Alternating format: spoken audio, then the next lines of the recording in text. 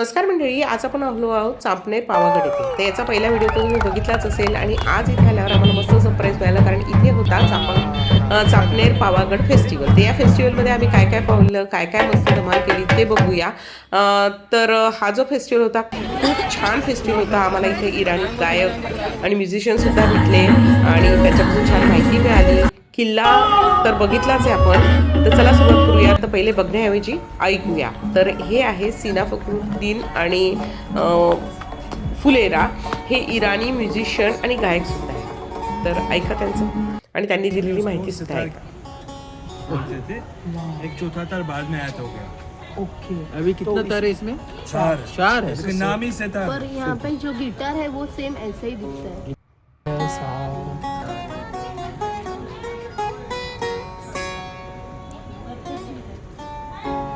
ये गायक भी है। वाव, ये फलाना।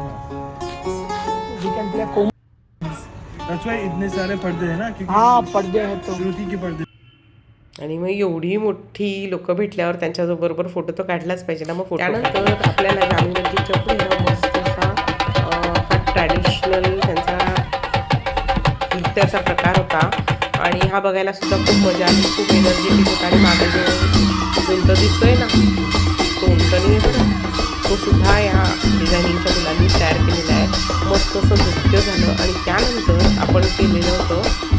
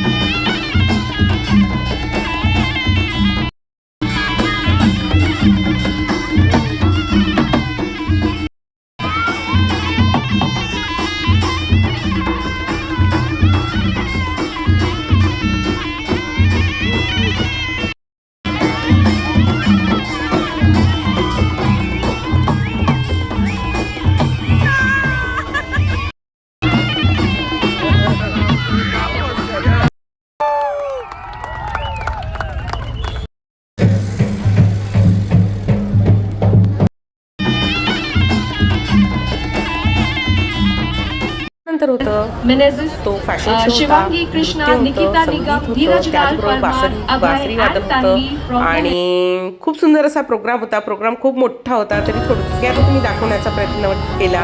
तुम्हाला कसा वाटला ते नक्की सांगा. थँक्यू.